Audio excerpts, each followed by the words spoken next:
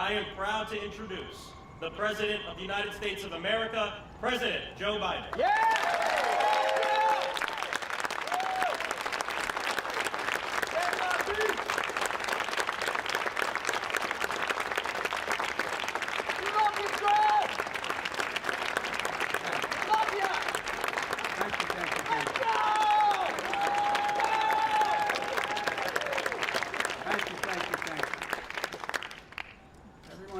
Except Mom and Dad. Mom and Dad, stand up. I want everybody to see the parents of this proud young.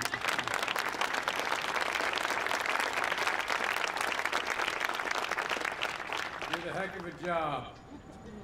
Congressman Frost, thank you for the introduction, and you've helped the power movement that's turning a cause into reality. You know, you're the big reason why I'm so optimistic about America's future. So many engaged young people. So many engaged, I remember when I was young. We have something in common. I got elected to the Senate when I was 29 years old. Only difference was he was eligible when he got elected to take office. I had to wait 17 days to be eligible. That was 827 years ago, but it was a while. Folks, Vice President Harris, members of the Cabinet, so many members of Congress who are here, and relentless leaders on this critical issue. You know, one of the members who couldn't be here today is a really important member, Senator Chris Murphy. With Chris, who together with Congressman Frost introduced the bill, created a dedicated gun violence prevention office, he couldn't be here today. Since the tragedy in Sandy Hook, and I remember being there, I remember that how I met with every one of the parents with it. I met with every member, every family member. What I do also remember is that I remember as we were leaving, the state police doing the investigation asked Senator to meet with me, if I could meet with him. And I said, of course I would. And I think there were about 12 to 14 of them. I walked in the room, and two of them started crying. And they said, we need help. We need help. I looked at them, I said, what can I do? They said, we need psychiatric help. We need help. We need help. Anyone who doesn't think that these kinds of engagements have a permanent effect on young children, in many cases older their entire lives if they've never had a bullet touch them, misunderstands. These were hard and tough cops asking me, could I get them psychiatric help? To all the state and local leaders and advocates from all across the country, and to the survivors and families who are with us today, many of whom Jill and I have gotten to know. And by the way, our losses may be different circumstances, but I know events like this are really hard to attend. We want to be here to promote the change. It brings back all the memories as it happened a day ago. I thank you, those of you who are parents, for being here, brothers and sisters for being here. It matters. You have absolute courage. You found purpose in your pain. Because of all of you here today, all across the country, survivors, families, advocates, especially young people who demand our nation do better to protect all, who protested, organized, voted, and ran for office, and yes, marched for their lives. I'm proud to announce the creation of the first ever White House Office of Gun Violence Prevention. First office in our history.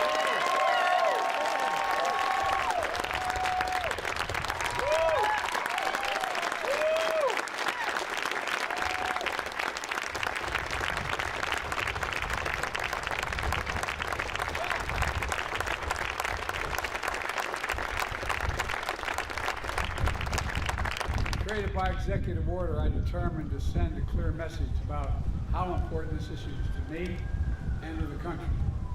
It matters. And here's why.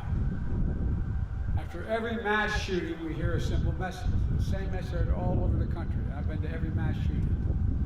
Do something. Please do something. Do something to prevent the tragedies that leave behind survivors who will always carry the physical and emotional scars. Families who will never quite be the same. Communities overwhelmed by grief and trauma. Do something. Do something. My administration has been working relentlessly to do something. To date, my administration has announced dozens of executive actions to reduce gun violence, more than any of my predecessors at this point in their presidencies, and they include everything from cracking down on ghost guns, breaking up gun trafficking, and so much more. And last year, with your help, I signed into law the Bipartisan Safer Communities Act, the most significant gun safety law in almost 30 years. It strengthens background checks, expands the use of red flag laws, improves access to mental health services, and so much more. This historic law will save lives. It's a really important first step. And by the way, I was the guy, along with a woman in California, who once banned assault weapons and mobile magazines. We're going to do it again. We're going to do it again.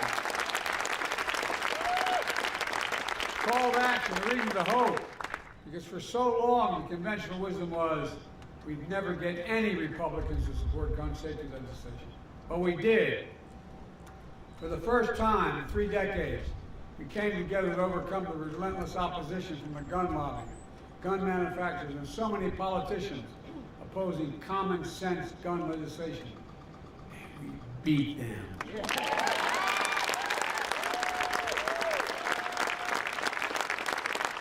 And we did it through a bipartisan effort that included a majority of responsible gun owners. We're not stopping here. Again, I'll say it again. I'm not going to be quiet until we get it done. It's time again to ban assault weapons and high-capacity magazines.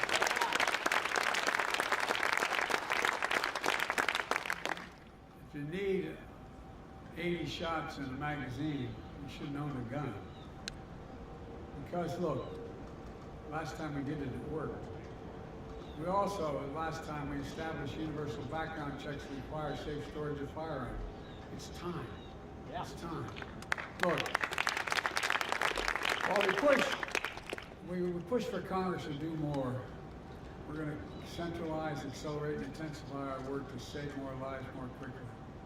That's why this new White House Office of Gun Violence Prevention is what it's designed to do. It will drive and coordinate a government and a nationwide effort to reduce gun violence in America, and will be overseen by an incredible vice president who understands this. It will. That's not hyperbole, that's a fact. She's been on the front lines of this her entire career as a prosecutor, as an attorney general, and as a United States Senator. Her deep experience will be invaluable for this office. And Steph, where's Steph Feldman? Steph, I want you to stand up, please. Steph Feldman has been working on this issue with me since Sandy Hook in 2012. Now, she was 13 years old when she joined me, but in 2012 will serve as director of the office. The office will have 4 primary responsibilities. First, to expedite the implementation of the Bipartisan Safer Communities Act and the executive actions already announced. And I mean it. We're going to fully implement it. Second, coordinate more support for survivors, families, and communities affected by gun violence, including mental health care, financial assistance, the same way FEMA responds to natural disasters. Just like same way. It helps folks recover and rebuild and all of it. Look, folks, shootings are the ultimate superstory, ripping through communities. Third, identify new executive actions we can take within our legal authority to reduce gun violence. And fourth, expand our coalition of partners in states and cities across America, because we do have partners to get more. We need more state and local help to get these laws passed locally as well. And to strengthen our laws and give us more hope. Folks, to be clear, none of these steps alone is going to solve the entirety of the gun violence epidemic. None of them. But together, they will save lives. And it's going to help. It'll help rally the nation with a sense of urgency and seriousness of purpose. Today, guns, I never thought I'd even remotely say this in my whole career. Guns are the #1 killer of children in America. Guns. are the #1 killer of children in America, the United States of America. More than car accidents, more than cancer, more than other diseases.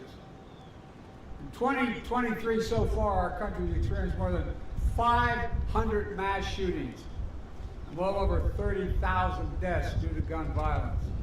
This is totally unacceptable. It's not who we are.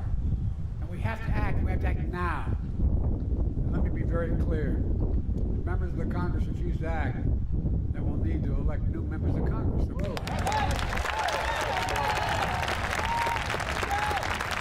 Democrat or Republican. Look, folks, there comes a point where our voices are so loud, our determination so clear, that our effort can no longer be stopped. We're reaching that point.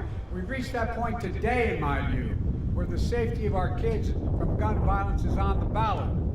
At the end of the day, whether the Democrats or Republicans, we all want our families to be safe. We all want to go to school, houses of worship, grocery stores, gyms, malls, movies, without constant anxiety. We all want our kids to have the freedom to learn how to read and write in school instead of duck and cover, for God's sake. And it matters. So let me close with this. Earlier this summer, I was in Connecticut at a summit on gun safety hosted by Senator Murphy. 4 students impacted by gun violence who are here with us today summoned extraordinary courage and stood and shared their stories on stage. 4 of them. They each came from different backgrounds, different parts of the country, different shootings. But they shared a common singular message.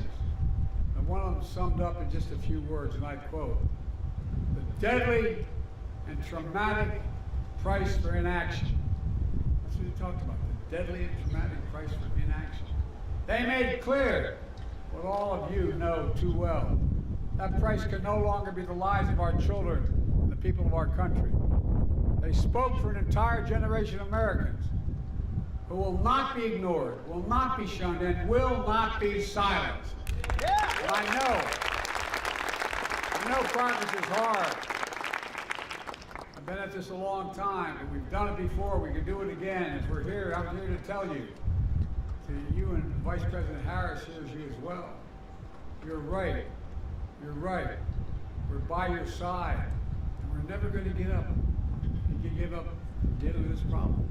We're never going to forget your loved ones. We're never going to get there unless we remember. You know, I know we'll do this because I know you.